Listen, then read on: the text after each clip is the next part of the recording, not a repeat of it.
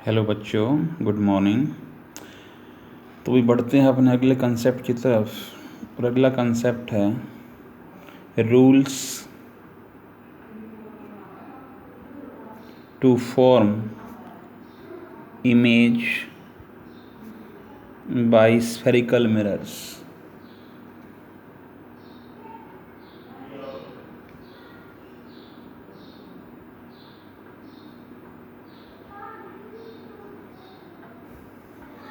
Spherical mirror जो image form करते हैं तो उनके लिए कौन कौन से रूल का हम यूज़ करते हैं उस पर हम डिस्कशन में करेंगे। सबसे पहला रूल क्या कहता है भाई कि भाई कोई भी light ray which is parallel to principal axis after reflection passes through point principal focus. ये जैसे कोई कनकेव मिरर है, ये प्रिंसिपल एक्सिस है और ये कोई light ray parallel to principal axis आ रही है, तो रिफ्लेक्शन के बाद किस पॉइंट से पास होगी भाई? प्रिंसिपल फोकस से। सेकंड रूल क्या कहता है भाई कि अगर कोई लाइट रे प्रिंसिपल फोकस से पास होती है, अगर कोई लाइट रे प्रिंसिपल फोकस से पास होती है तो आफ्टर रिफ्लेक्शन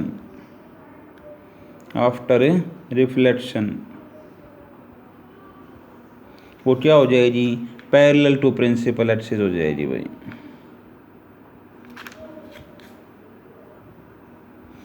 ये इंसिडेंट रे आई किस में से पास हो रही है भाई? प्रिंसिपल फोकस से। रिफ्लेक्शन के बाद रूल क्या कहता है कि वो पैरेलल हो जाएगी प्रिंसिपल एक्सिस के। थर्ड पॉइंट क्या कहता है भाई कि अगर कोई लाइट रे पॉइंट सी से पास हो रही है, सी पॉइंट कौन सा बताया था? Centre of curvature. ये मान लीजिए हमने P ले लिया, ये मान लीजिए हमने F ले लिया, तो ये पॉइंट क्या हो जाएगा? C। तो कोई लाइट रे C से पास हो रही है तो रूल क्या कहता है भाई कि C से पास होने वाली लाइट रे आफ्टर रिफ्लेक्शन क्या हो जाएगी? अपने पाथ को रिवर्स कर लेगी। ये इंसिडेंट रे सी से पास होती हुई कहाँ पर इंसिडेंट हुई? इस रिफ्लेक्टिंग सरफेस पर, और इस पर इंसिडेंट होने के बाद वो जिस डायरेक्शन से आई थी उसी डायरेक्शन में वो वापस चली जाती है। मीन्स वो अपने पाथ को क्या कर लेगी? रिवर्स कर लेगी। और भाई फोर्थ रूल क्या कहता है कि अगर कोई लाइट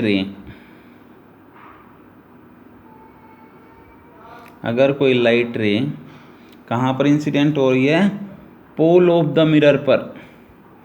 ये पोल ऑफ द मिरर बताया था, इस रिफ्लेक्टिंग सरफेस का मिडल पॉइंट। अगर कोई light ray pole of the mirror पर ओब्लिकली इंसिडेंट हो रही है, मीन्स किसी पर्टिकुलर एंगल पर वो इंसिडेंट हो रही है, तो प्रिंसिपल एक्सिस के साथ उसने जितना एंगल बनाया था उतना ही एंगल वो रिफ्लेक्टेड रे कहाँ पर बनाएगी? पॉइंट P पर, following the rule of laws of reflection. वो आपने पढ़ा था, angle I is equal to angle R। इसमें ये इंसिडेंट रे है, प्रिंसिपल एक्सिस इसमें किसका काम करेगी? नॉर्मल का, और ये क्या हो जाएगी भाई? Reflected ray. तो I और R आपस में क्या होंगे? इक्वल होंगे।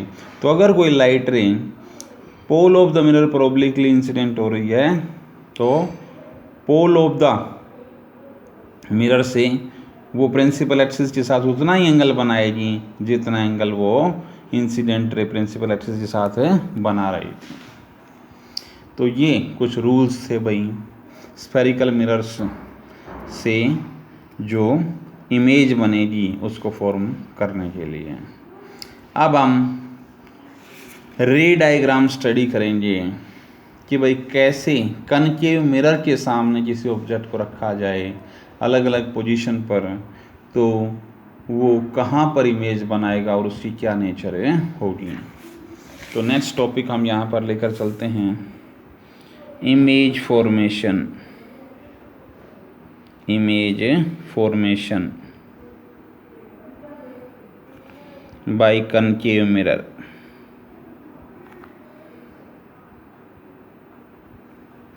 Image formation by concave mirror. दो टाइप के स्फेरिकल मिरर आपको बताए थे, one was concave mirror and other was convex mirror.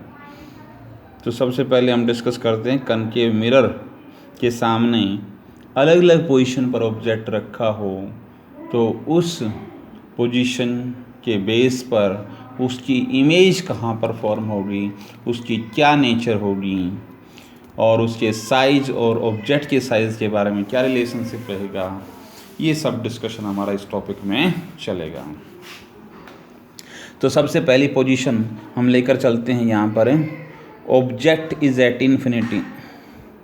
Object is at infinity. Concave mirror के सामने, कनकेव मिरर के सामने ऑब्जेक्ट इनफाइनाइट डिस्टेंस पर लाई कर रहा है। ये आपको अलग अलग कंसेप्ट समझाए ही थे। ये पोल ऑफ द मिरर है, और भाई एक फिर ऑब्जेक्ट कहाँ पर लाई कर रहा है, इन्फिनिटी पर। इन्फिनिटी पर लाई करेगा तो उसकी लोकेशन को रिप्रेजेंट करने के लिए हम पैरेलल रेज शो करेंगे भाई। ये पैरेलल रेज आएंगी इनफाइनाइट डिस्टेंस से parallel to the principal axis.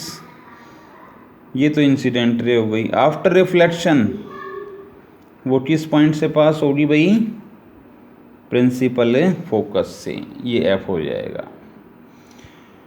तो फर्स्ट यहाँ पर पोजीशन ऑब्जेक्ट की कनकेव मिरर के सामने कहाँ पर रख दी, इन्फिनिटी।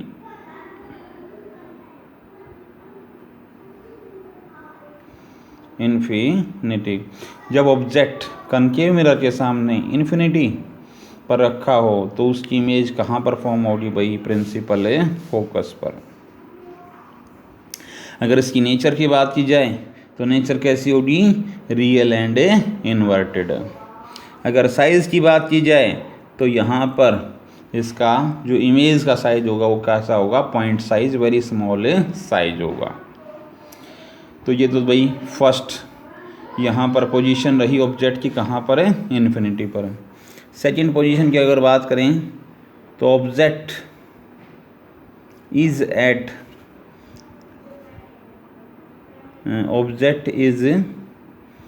Beyond C. सी से बियॉन्ड अगर लाई कर रहा हो तो उस केस में इमेज कहाँ पर फॉर्म होगी, कनकेव मिरर के सामने। वो देखिए,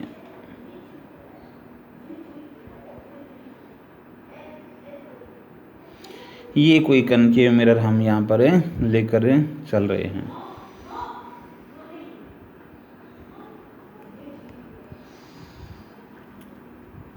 और यहाँ पर मान लीजिए ये हमारा सी लाई कर रहा है, इससे बियॉन्ड ऑब्जेक्ट रख रहे हैं। तो इंसिडेंट रे फर्स्ट रूल क्या बताया था, parallel to principal axis. After reflection किससे पास होगी भाई, पॉइंट एफ से। ये पॉइंट क्या हो जाएगा भाई, एफ। वैसे ये डिस्टेंसेस इक्वल होनी चाहिए, तो सी पॉइंट यहाँ पर लाई कर जाएगा भाई, क्योंकि आपको बताया था रेडियस ऑफ कर्वेचर आर जो है वो किसके इक्वल होता है, 2 टाइम्स एफ के। तो ये डिस्टेंसेस आपस में क्या होने चाहिए, इक्वल होनी चाहिए। तो यहाँ पर प्रिंसिपल फोकस से पास हो गई भाई। दूसरा रूल क्या बताया था आपको कि अगर एफ से पास हो रही है तो वो क्या हो जाएगी, पैरेलल टू प्रिंसिपल एक्सिस। तो दूसरी लाइट रे को हमने एफ से पास करवा दिया। तो रूल क्या कहता है, एफ से पास होने वाली लाइन है इंसिडेंट होने के बाद रिफ्लेक्टिंग सरफेस से क्या हो जाएगी, पैरेलल टू प्रिंसिपल एक्सिस। दोनों लाइन जहाँ पर इंटरसेक्ट कर गई वहाँ पर क्या बना देंगी, वो इमेज को फॉर्म कर देंगे। तो ये ऑब्जेक्ट हम लेकर चले थे और इसकी ये इमेज हमारी बन गई है। तो क्या रूल बना यहाँ पर कि जब कोई ऑब्जेक्ट कनकेव मिरर के सामने बियॉन्ड सी रखा है तो उसकी इमेज कहाँ पर बनेगी, between F and C. Real and inverted ओडी स्मॉलर इन साइज, ये देखो smaller in size than the object. तो ये सेकंड लोकेशन हमारे पास आ जाती है। इसी तरह से थर्ड लोकेशन की अगर हम बात करते हैं तो जब कनकेव मिरर के सामने ऑब्जेक्ट कहाँ पर रखा हो भाई, सी पर रखा हो।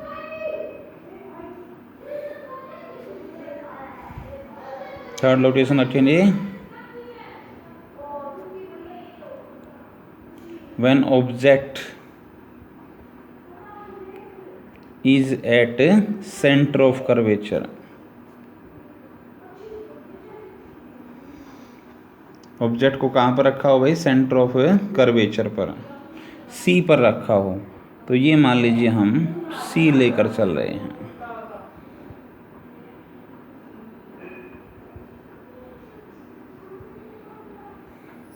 ये हम सी लेकर चल रहे हैं और भाई ये इंसिडेंट रे हो गई आफ्टर रिफ्लेक्शन किससे पास होगी, एफ से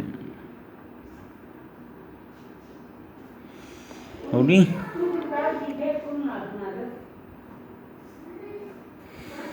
एफ से पास होने के बाद यहाँ पर दूसरा रूल क्या बताया था आपको कि अगर एफ से पास होती है तो पैरेलल टू प्रिंसिपल एक्सिस हो जाएगी। तो दूसरी लाइट रे हम यहाँ पर कहाँ पर लेंगे भाई, एफ से पास करवाएंगे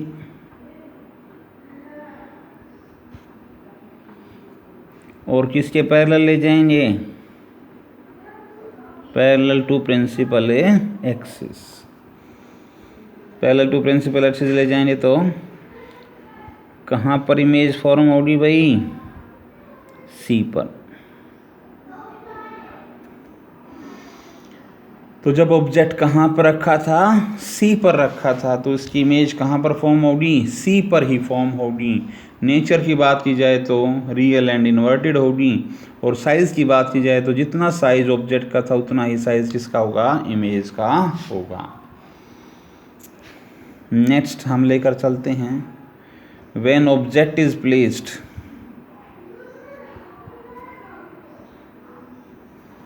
between F and C, between F and C. तो इसमें देखिए भाई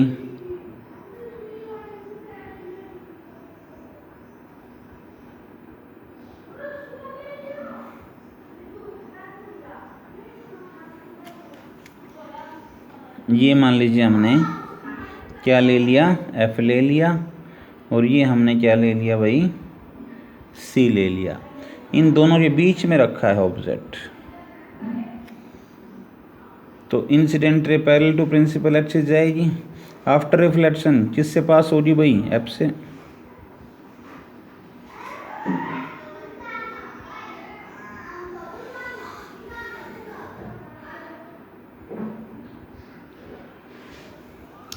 इसी तरह से दूसरा रूल क्या कहता है भाई कि अगर एफ से हम पास करते हैं, एफ से अगर हम पास करते हैं तो आफ्टर रिफ्लेक्शन क्या होगा, वो पैरेलल हो जाएगी किसके, सी के। ये देखिए हमने एफ से पास करवा दी लाइन, ये इंसिडेंट रे हो गई, एफ से पास करवा दी। तो आफ्टर रिफ्लेक्शन क्या होगा, पैरेलल टू प्रिंसिपल एक्सिस। और पैरेलल टू प्रिंसिपल एक्सिस करेंगे तो बताइए भाई इमेज कहाँ पर फॉर्म हुई? Beyond C. तो जब ऑब्जेक्ट हमारा कहाँ पर रखा? बिटवीन एफ एंड सी रखा, तो उसकी इमेज कहाँ पर बनी भाई? बियॉन्ड सी बनी। अगर नेचर ऑफ इमेज की बात की जाए तो कैसी होगी? Real and inverted. और अगर साइज की बात की जाए तो larger in size than the object. अब अगला केस रहेगा भाई, when object is placed at F, when object is placed at F,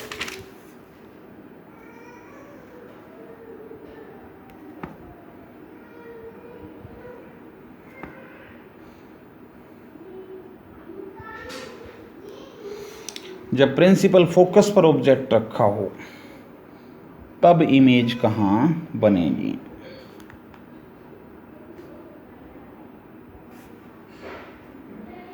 ये देखिए यहाँ पर ये पॉइंट हमने P ले लिया और ये पॉइंट हमारा क्या हो गया भाई? F हो गया, और ये पॉइंट हमारा क्या हो जाएगा? C हो जाएगा। अब ऑब्जेक्ट कहाँ पर रखा है? F पर।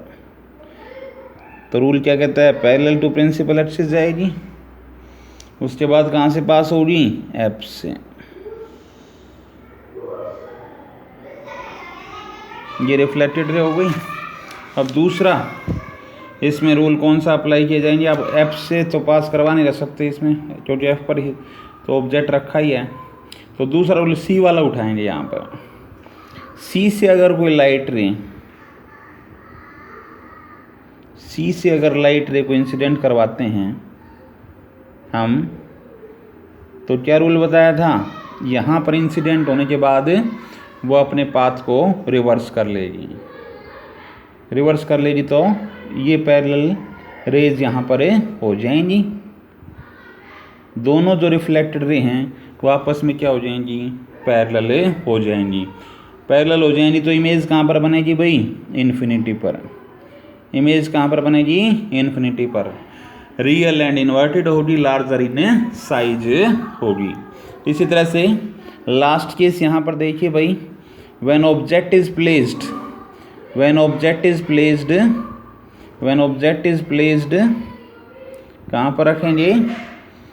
Between P and F, between P and F, P और F के बीच में जब हम यहाँ पर रखेंगे तो इमेज कहाँ पर फॉर्म होगी? वो देखिए भाई।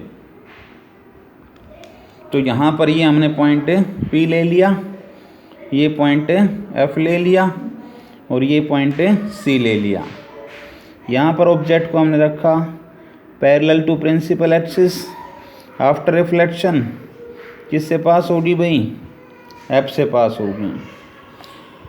और भाई दूसरा रूल हम कौन सा उठाएंगे यहाँ से? C का।